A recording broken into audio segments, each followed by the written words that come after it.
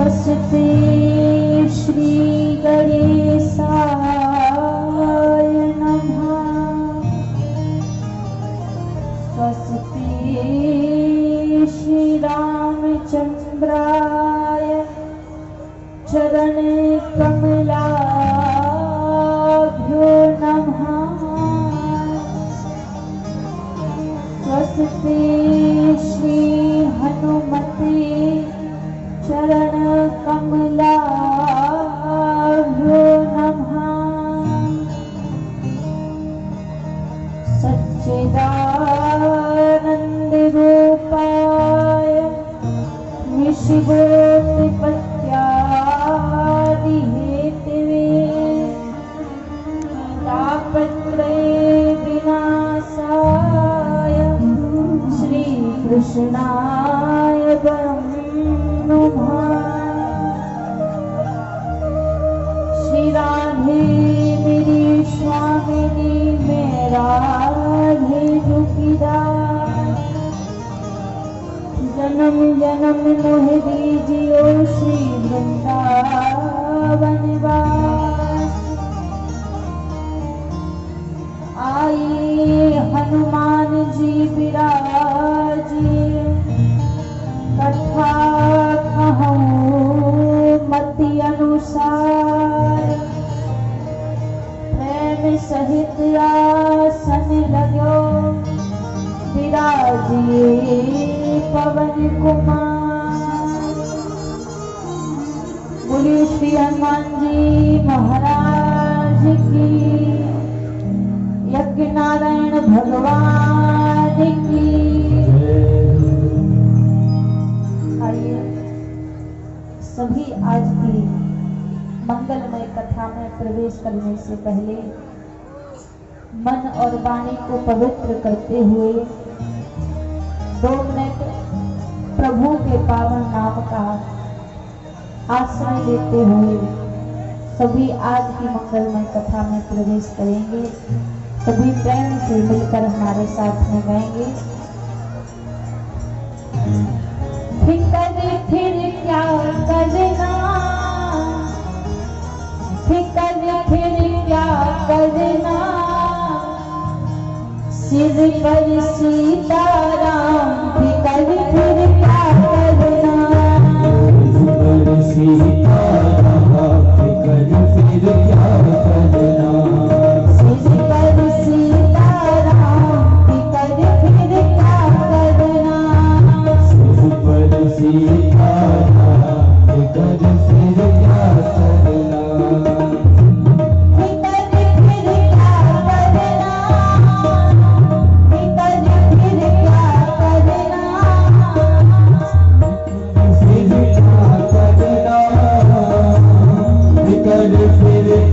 करना, सिर पर सीताराम। फिकर फिर क्या करना, सिर पर सीताराम। फिकर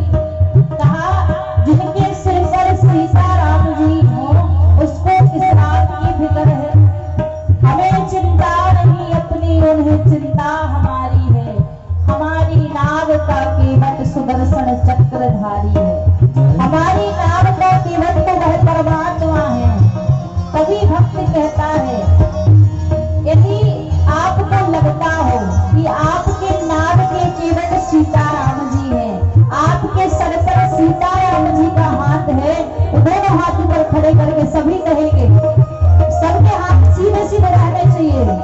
संबंध क्या बताया राम जी से, पित रघुपति श्री राम की मैया, पित रघुपति श्री राम की मैया,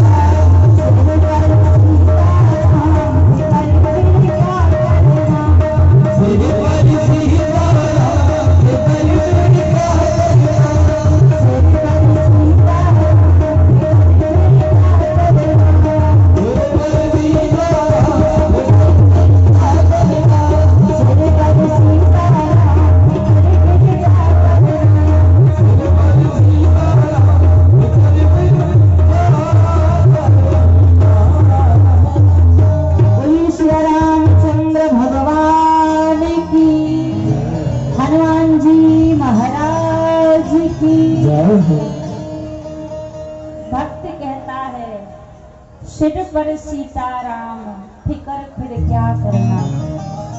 जैसे घर में छोटे छोटे बालक होते हैं तो बालक को किसी भी बात की चिंता नहीं होती है।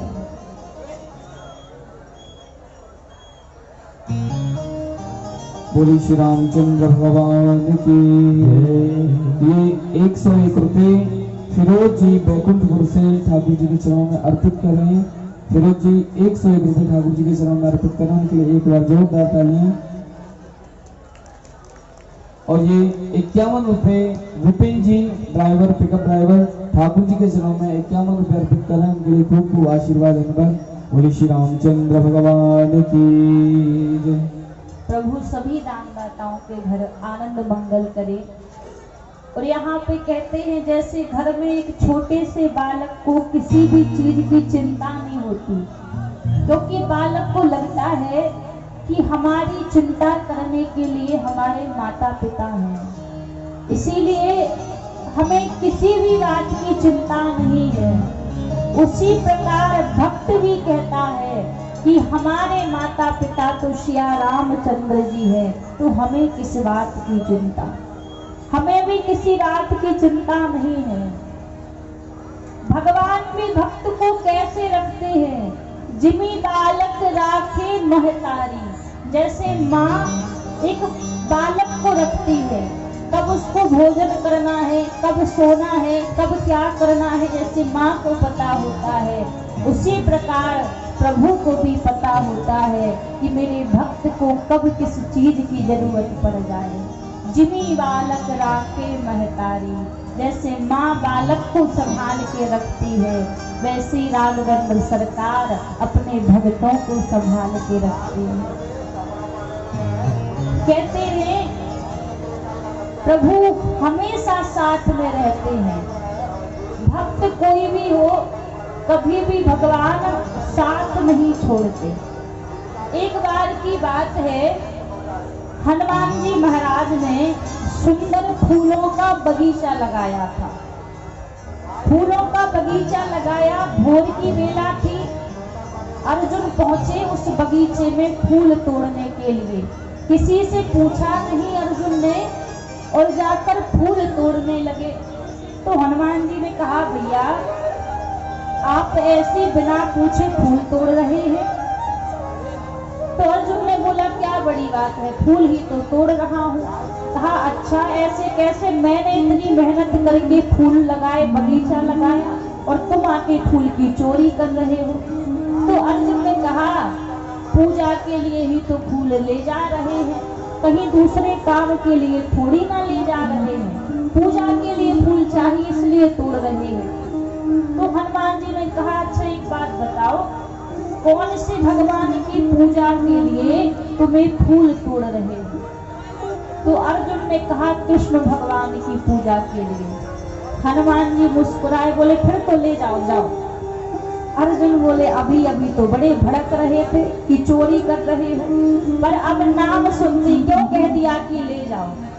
तो हंसी करके हनुमान जी बोले जिनके भगवान खुद ही चोर है तो भक्त तो चोर होंगे।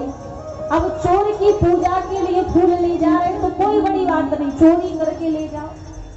अब महाराज अर्जुन को क्रोध आ गया कि हनुमान जी ने मेरे भगवान के लिए चोर कहा, लेकिन हनुमान जी ने हंसी में कहा, क्योंकि भक्त का भाव होता है, भगवान से प्रेम भी करता है, क्रोध भी करता है, हंसी भी करता है।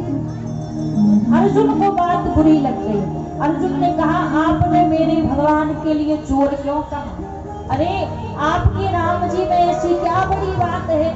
आपके राम जी वही तो हैं जो पांडवों से मेहनत करवाई। राम जी चाहते तो स्वयं एक क्षण में ही खुद ही समुद्र को नाप के लंका में चले जाते, पर वानरों से मेहनत करवा के वह पुल बनवाया, सेतु बंध बनवाया। यदि मेरे भगवान होते तो कब के ऐसे चले जाते। तो हनुमान जी ने कहा भैया पुल तो बनवाया, लेकिन पुल भी कितना गजब का बना। पुल पर भी पत्थर कोई जमीन पे थोड़ी ना रखे, जल में पत्थर तैरे हैं। तो अर्जुन ने कहा जल में पत्थर तैरे, तुमने तो वानरों से मेहनत करवाई, मैं चाहूं तो एक तीर चला के दोबारा से पुल बना दूंगा। तो हनुमान जी ने कहा राम जी के नाम के सहारे से जो पुल बना था, उस पुल के ऊपर से तो हजारों वानर गए थे, और तुम जो अपने तीरों के द्वारा पुल बनाओगे, उस पुल पे से राम जी का एक ही वानर चला जाए तो बहुत बड़ी बात है। अर्जुन बोले ऐसी बात है तो चलो अभी मैं पुल बनाता हूँ और अभी जाकर तुम चल के दिखाना। कहा ठीक है। समुद्र के किनारे आए, अर्जुन ने तीर चलाया। एक तीर चलाया तो महाराज एक क्षण में करोड़ों तीर प्रकट होकर सेतु बंध बन गया, पुल बन गया। अब हनुमान जी ने देखा अर्जुन ने पुल तो बना दिया। अब जैसी बात आई अर्जुन ने कहा अब जाइए आप इस पुल के ऊपर से। तो हनुमान जी ने तुरंत जैसे ही जाने लगे तो विराट रूप धारण कर लिया। अतुलित बल धामम है सैलाभ देहम। बहुत विराट हनुमान जी ने रूप धारण कर लिया। अब तो जैसे अर्जुन ने देखा तो अर्जुन बोले बात सुन लेते तो ही सही थे, अब इतना बड़ा रूप धारण कर लिया है, मुझे तो नहीं लगता कि ये तीरों का पुल इनके वजन को सह पाएगा। अर्जुन ने तो नेत्र बंद कर लिए। जैसे हनुमान जी ने उस पुल के ऊपर एक चरण को रखा सारा पुल टूट गया। हनुमान जी बोले देख लो आपके भगवान ने आपका साथ दिया, एक क्षण में पुल टूट गया। अब तो महाराज अर्जुन कहने लगे प्रभु ने मेरी लाज नहीं रखी, अब तो इस देह का क्या मतलब, मैं तो प्राण त्याग दूंगा। अर्जुन प्राण त्यागने की तैयारी करने लगे। यहाँ हनुमान जी प्रभु से विनती करने लगे कि हे ठाकुर मैंने तो हंसी में कहा था, लेकिन कहीं ऐसा ना हो कि अर्जुन सचमुच में प्राण त्याग दें। अब आप आकर अर्जुन की रक्षा करो। जब तक देखा सामने से एक वृद्ध ब्राह्मण आ रहा था तो बोले भैया क्या हुआ क्या हुआ। तो अर्जुन ने कहा मैं प्राण त्याग रहा हूं। तो कहा कौन से कारण से प्राण त्याग रहे हो। कहा मेरे भगवान ने मेरी लाज नहीं रखी, हमारे बीच में बात थी कि मैं तीरों के द्वारा पुल बनाऊंगा और राम जी कह दिए एक ही बानर निकल गया तो ही बहुत बड़ी बात है, तो वह पुल टूट गया इसलिए मैं अपने प्राण त्याग रहा हूँ। तो ब्राह्मण देवता बोले इसका प्रमाण कौन है, किसने देखा कि तुमने पुल बनाया और पुल टूट गया। कोई देखने वाला तीसरा भी तो होना चाहिए। तो हनुमान जी बोले बात तो सही है। कहा दोबारा से पुल बनाओ और मैं देखूंगा कि कैसे ये जाते हैं और कैसे पुल टूटता है। अर्जुन ने दोबारा तीर चलाया, दोबारा पुल बन गया।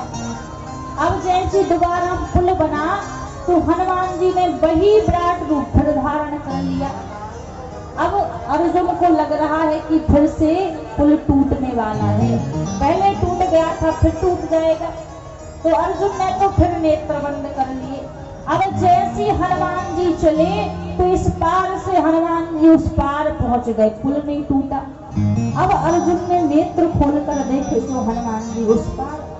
अर्जुन ने मन में सोचा यही पुल तो मैंने अभी बनाया था, तब तो पुल टूट गया था एक चरण रखने से, लेकिन अब क्या हुआ कि अब पुल नहीं टूटा। जैसे उन तीरों के नीचे देखा तो जो ब्राह्मण देवता खड़े थे, ब्राह्मण देवता का पता नहीं, तीरों के नीचे वही परमात्मा एक कच्छप का रूप धारण करके बैठे हैं, कछुआ बनकर प्रभु बैठे हुए हैं। तो महाराज यहाँ पर बात दोनों तरफ की आ गई। पहले हनुमान जी का मान रख लिया कि पहली बार में पुल टूट गया, और दूसरी बार में अर्जुन का मान रख लिया कि दूसरी बार में पुल नहीं टूटा। तो महाराज बात तभी होती है जब सिर पर सीताराम फिकर फिर काहे। जब सीताराम जी सिर पर हैं तो किसी बात की भक्त को चिंता नहीं होती। तो बात हृदय में विश्वास की हो कि प्रभु के प्रति अटल विश्वास होना चाहिए। यदि विश्वास है तो राम जी हमसे दूर नहीं है, प्रभु हमारे ही निकट हैं। कल हम सभी ने बड़े ही प्रेम से प्रभु के विवाह उत्सव को मनाया। जैसे ही राम जी ने धनुष को तोड़ा, माता जानकी ने वरमाला पहनाई। यहाँ से परशुराम जी ने जैसे सुना कि शिव जी का धनुष टूट गया तो क्रोध में आके परशुराम जी रत्न मंडप में पधारे और सबसे कहा, भैया ये धनुष किसने तोड़ा? सब राजा तो छिप गए।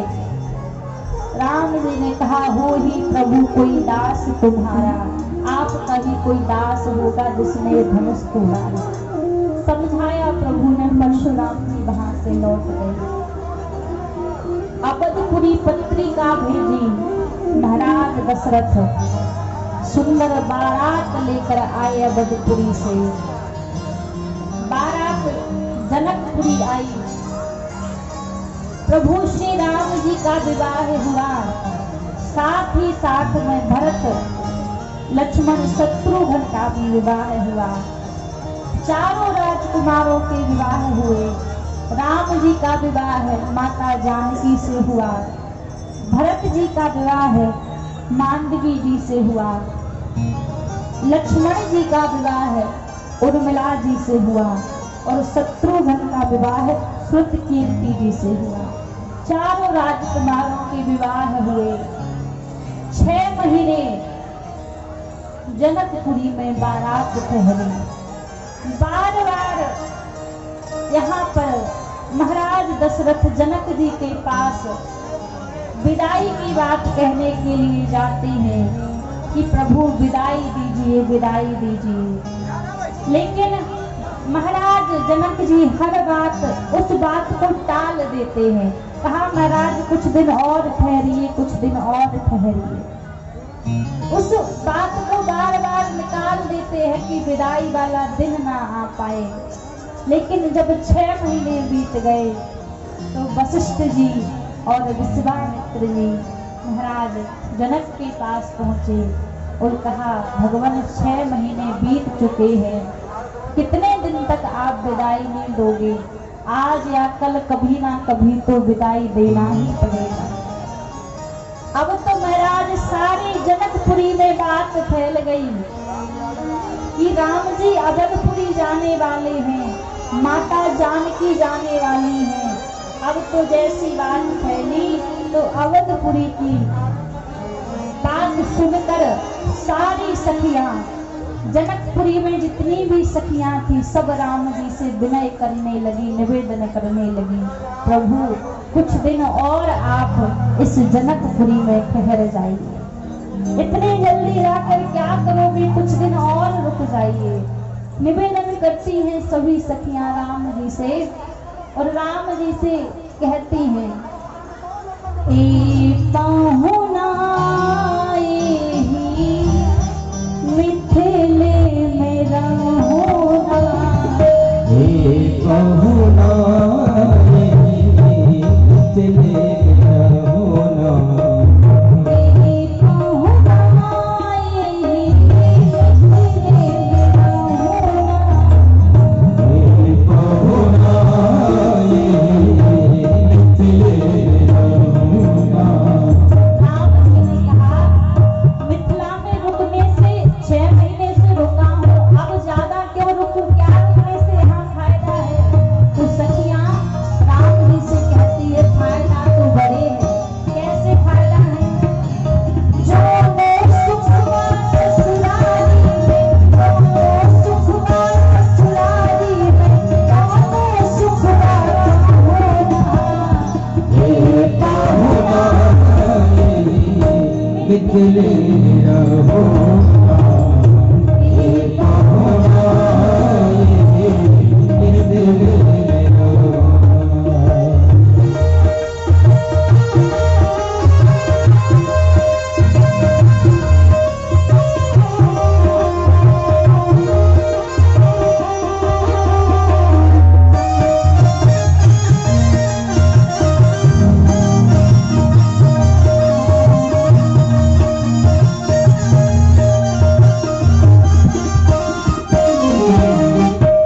सखियां कहती हैं, जनकपुरी में